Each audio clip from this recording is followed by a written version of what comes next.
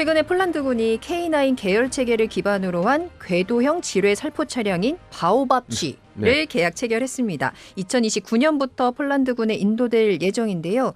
지뢰 살포 차량 바오밥 G가 네. 뭔지부터 살펴볼까요? 일단 지뢰 먼저 설명을 드려야 될 텐데 네. 군대 갔다 오신 분들은 지뢰는 아주 익숙한 존재일 겁니다. 왜냐하면 일반 보병들, 제가 일반 보병이었으니까 네. 일반 보병들도 지뢰 매설 훈련과 해체 훈련 같은 그죠. 걸 해체라기보다는 지뢰 탐지 훈련이죠. 탐지 훈련. 이게 쑤셔 보면서 찾으면 막대기 꽂고 네. 이런 훈련들을 하는데 제가 그걸 보고 느낀 게 시간이 엄청 오래 걸리는구나.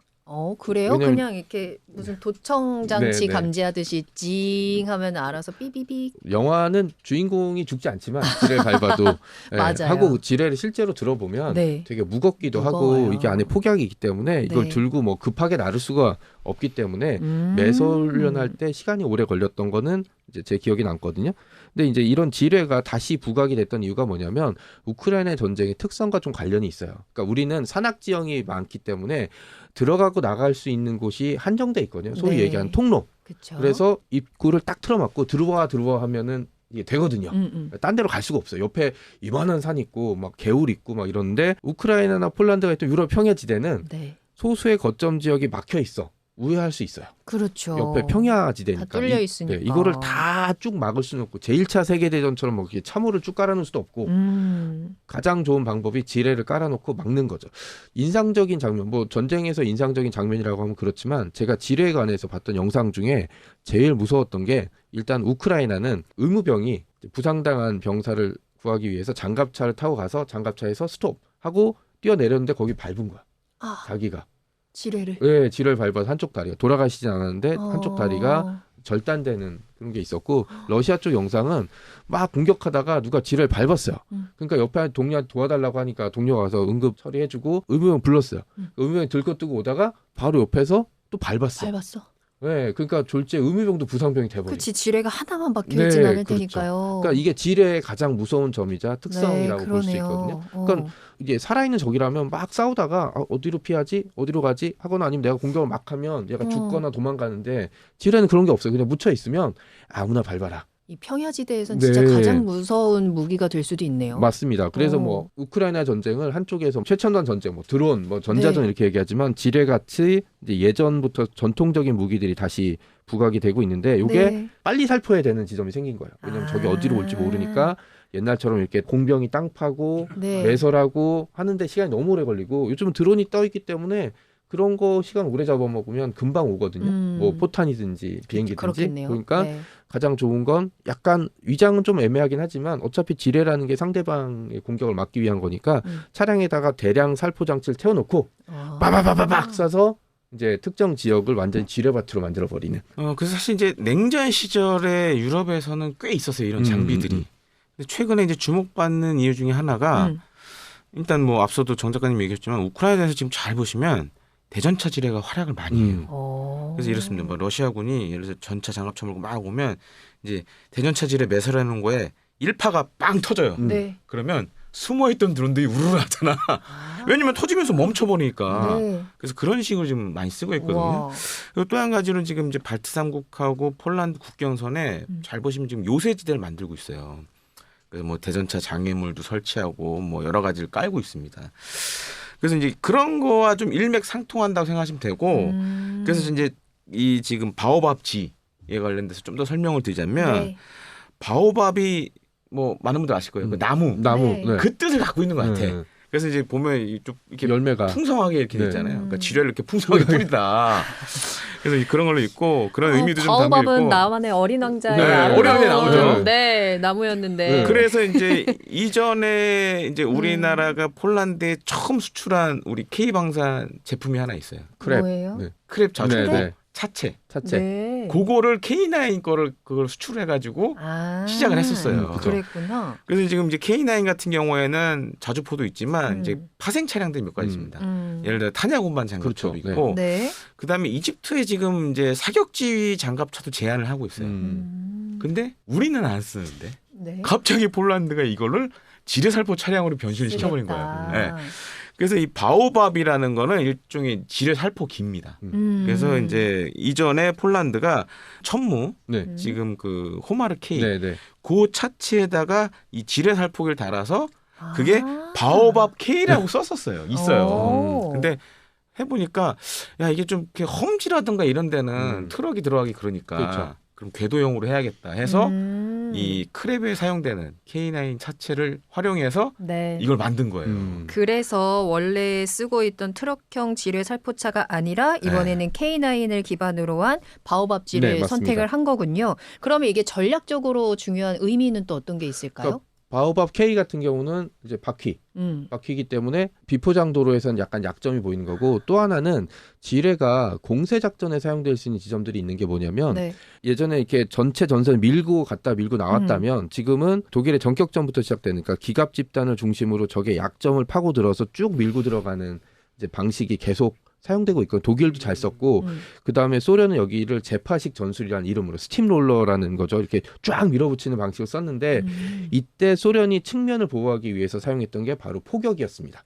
그러니까 포격 네. 커튼을 옆에 쳐버리고 네. 밀고 들어가는 방식을 썼는데 이 포격 대신에 지뢰를 사용하게 된 거죠. 그냥 포격은 계속 써야 되고 그쵸. 빈틈이 나오는데 네. 가면서 옆에 측면이 약해질 수밖에 없잖아요. 이 측면을 보호하기 위해서 지뢰를 뿌리는데 이때 역시 짧은 시간에 대량으로 살포해야 되는 거고 적을 공격한다기보다는 야 여기 지뢰지대야 들어오지 마라는 그런 목적이 있기 때문에 빠른 시간에 살포하는 게 좋은데 네. 트럭형은 첫 번째 이렇게 비포장도에 못 달리는 게 하나 있고 그다음에 기계화 집단이 들어갈 때 적의 공격을 받아야 되는데 트럭형보다는 궤도형 차체 K9 차체는 그래도 트럭형보다는 소총탄이나 파편에서 안전하잖아요. 그러니까 그런 그쵸. 용도를 사용하게 되면은 제 생각에는 좀 공세 작전이라든지 아니면 빠르게 위험 지역 전방에 빠르게 살포할 때는 트럭형보다는 궤도형이 훨씬 나을 거다라고 판단을 한 것 같고 네. 폴란드군 입장에서는 만약에 러시아와 전쟁을 할 때 공세 작전을 할 때도 있잖아요. 뭐 제한적인 반격일 수도 있고 아니면 빼앗긴 영토를 다시 되찾을 때 예, 공세 기갑 공세를 해야 될 때 네. 이제 그때 사용할 수도 있고 개별적으로 볼 때는 최전선에 갑자기 지뢰를 살포해야 될 때가 있잖아요. 근데 그때도 역시 트럭형보다는 궤도형이 훨씬 안전하겠죠. 그래서 이제 바오밥의 성능을 좀 말씀드리면 네. 이게 길이 한 1.8km 그리고 폭 180m에 네.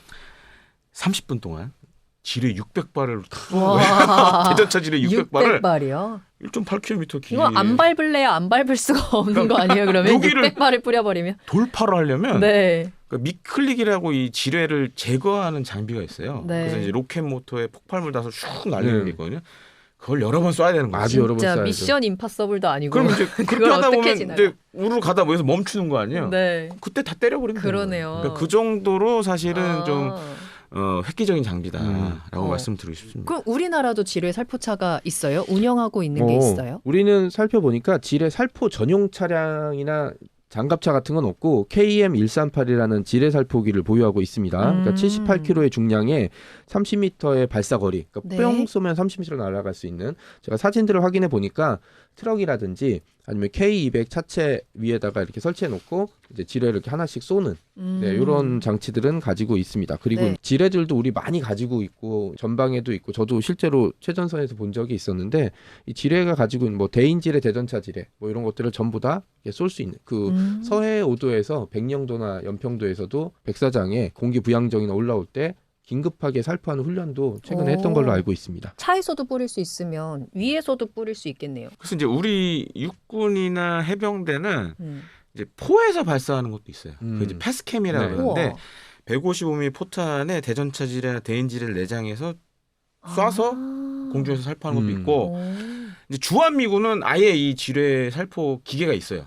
볼케이노라고 그러는데 트럭에서도 이렇게 살포를 하고 멋있다. 네. UH-60 블랙호크 헬기 달아가지고 살포를 합니다. 그래서 우리 군은 사실 이제 그렇게 대량 살포하는 기계는 하네요. 없어요.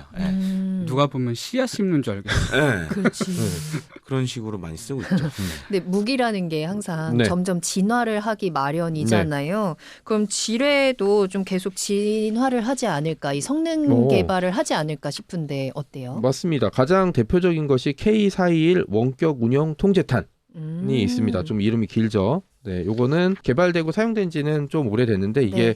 뭐랑 관련이 있냐면 그 캐나다 오타와에서 121개국이 서명한 대인지뢰 금지 협약 이게 1997년에 서명이 된 걸로 알고 있는데 그때는 냉전이 끝나고 전쟁이 대규모 전쟁이 없을 거다라고 해서 여러 가지 군축이 시행될 때 대인지가 민간인 피해가 너무 심하다. 이걸 제한해야 된다라고 이제 했던 이제 네. 금지 조약이었습니다. 이게 왜냐하면 지뢰는 심어놓고 지뢰지대 잊어버리거나 지뢰를 심은 병사가 죽거나 다치면 이게 그쵸. 몰라요. 그리고 전쟁이 끝난 이후에도 지뢰를 밟고 부상당한 민간인들이 굉장히 많이 있거든요. 그래서 우리도 ADD 주관으로 2003년부터 개발을 시작해서 2012년에 개발을 완료했고요. 그리고 2014년부터 전력화가 시작됐습니다. 이게 뭐냐면 좀 옛날 게임인데 스타크래프트에 있는 스파이더 마인이랑 살짝 비슷한 게 이래 매설해 놓고 그다음에 원격으로 보고 있다가 딱 지나가는데 이게 적이면 누르는 거예요. 그러면 그 야구장 말고 네. 야구 훈련장 연습장 있잖아요. 배팅하는데 거기 가면 이렇게 뿅 날라오는 것처럼 뭐가 뿅 이렇게 날아가서 상대방을 맞추거나 맞춰요. 거기에 이제 딱 떨어져 갖고 우와. 터지는.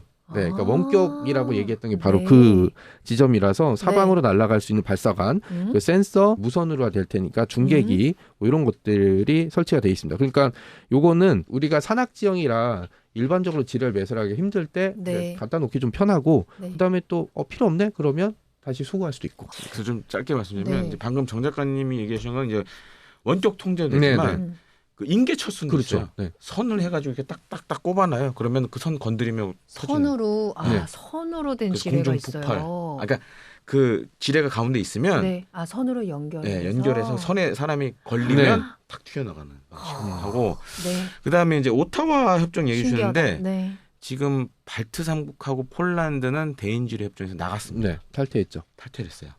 그래서 어쩌면 우리가 만든 그 정 작가님이 얘기해 주신 그것도 네. 향후에 수출 가능성이 수출 가능성이 있다. 라고 좀 말씀드리고 싶습니다. 지뢰에는 AI는 못 들어갈까요? 가능할 수도 있죠. 그렇죠. 미래에. AI가 대세니까 지금. 그래서 만약에 원격 그 통제탄 그 시스템에다 그걸 넣을 수도 있죠. 그렇죠. 네, 그렇게 할 수도 있겠죠. 오, 기대되네요. 오늘 지뢰 이야기 굉장히 흥미진진한 것 같습니다. 우크라이나 전쟁 이후에 점점 더 주목받고 있는 전력이 되고 있는 것 같고요. 이런 흐름 속에서 폴란드가 K9 차체를 기반으로 한 지뢰 살포기를 도입을 하기로 했습니다. 이미 K9을 신뢰하고 있는 폴란드 입장에서는 어쩌면 가장 든든한 선택이 아닐까라는 생각도 드네요. 자, 밀리터리 팟캐스트 밀떡 오늘은 여기서 마무리하도록 하고요. 다음에 더 새로운 소식 들고 찾아오도록 하겠습니다. 구독과 좋아요, 알림 설정 눌러주시고 다음에 또 만나요. 안녕.